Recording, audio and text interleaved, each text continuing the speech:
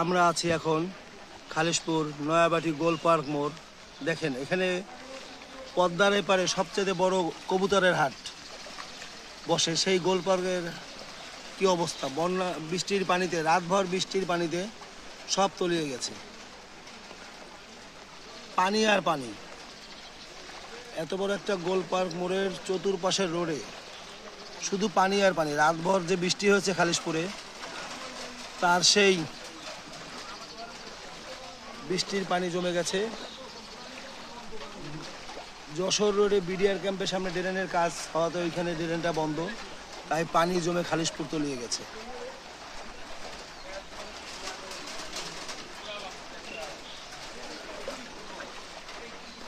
নয়াবাটি গোল park মোড়, খুব দুর্বিষহ অবস্থা খালিশপুরবাসীর।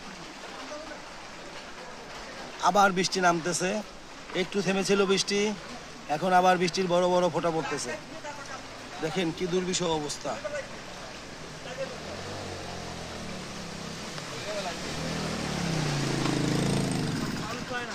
হাঁটু পর্যন্ত পানি। মানুষের রোডেও যেমন পানি, মানুষের বাড়িতেও ঠিক সেইভাবে পানি জমে আছে। খুব কষ্টে আছে খালিশপুরের মানুষ।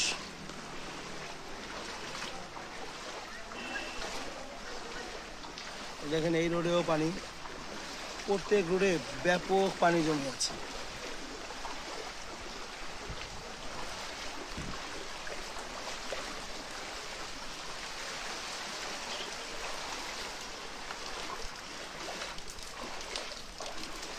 আমরা সবাই সবার জন্য দোয়া করি।